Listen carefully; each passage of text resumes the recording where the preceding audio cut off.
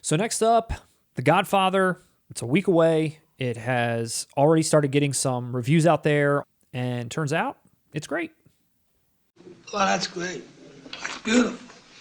If they drop the ball with this title, they'd never hear the end of it. It was a similar feeling with Indiana Jones where we're like, please be good. The packaging I'm not sure about, but hopefully the transfers will be good. And when they showed up and they were excellent, you know, the internet and whoever else rejoiced. And I think this is a similar situation where they assumed it was going to be fine. How could you drop the ball on this? People are raving.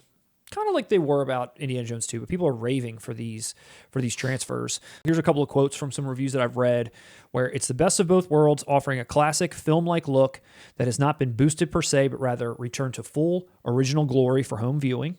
This is Godfather at its best. It has no source or encode flaws. Even Godfather 3 looks fantastic.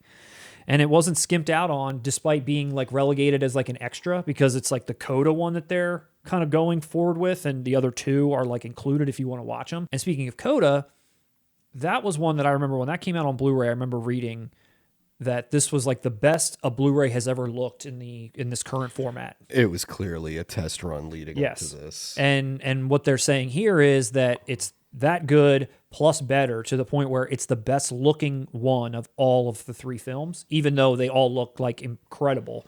Coda is the best looking one. And you know what's funny? You and I both purchased that Coda Blu-ray. We just put more money into it. We did. We put more money into the machine, and I didn't even watch it. You know, I didn't even watch it. I've got it. Didn't watch it. You know, and that messed up. I didn't even watch it. And now I'm going to have it again. There are some comparison shots online already. So I thought we could at least take a look at 1 and 2. So we'll start with Vito. And here he is in the Blu-ray edition. And here comes 4K. That's nice. It does. Look, there's like a... It's not Sicario anymore. Look at his hair. It goes from yellow to his natural gray. It doesn't compromise anything. Nope. It actually looks more 70s to me now. Here's still Godfather 1. This is the Blu-ray with a similar kind of yellowish hue, and they kind of just... Dude, that looks great.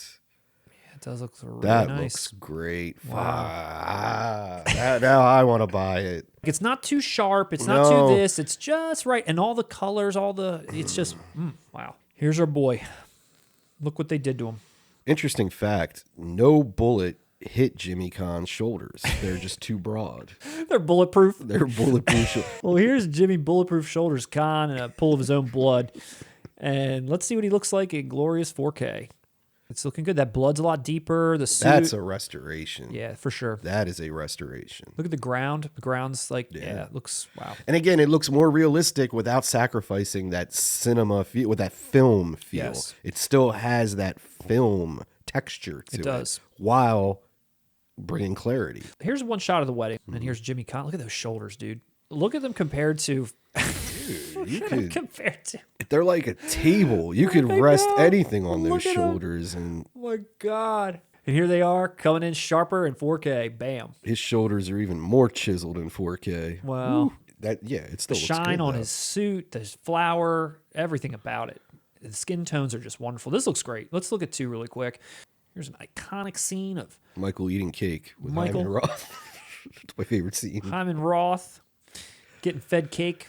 I hate to sound like a shill here, but I agree with the masses. That's a restoration for the books. Man. It is. That's a top-notch restoration. One of the best I've seen. They really did do the best thing that they could for us, which is awesome. Packaging aside, packaging gripes and how they're getting it to us is one thing, but that they're giving us these films this way, I mean, these are now, yet again, preserved for generations more to come in that outstanding way. Like, look at this picture here. I mean, here's Fredo looking all natural. yellow. It looks got like jaundice. And then here's him looking like he's all better. Like he's actually just outdoors. Yeah. Yeah. So like, oh my God, that's beautiful.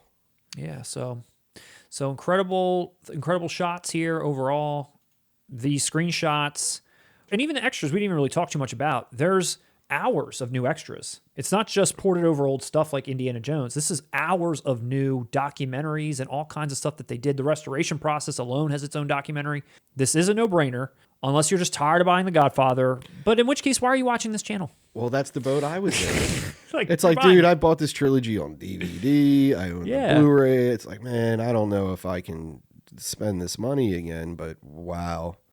Just when I thought I was out, they pulled me back in. My word to you, Russ, is I'm going to watch 1, 2, and 3, whether it be 3 or Coda. I don't know. I feel like I've got to do Coda now that I own Coda twice. I got to at least watch it once. You've invested about $300 in the Coda. You have to watch it at some point.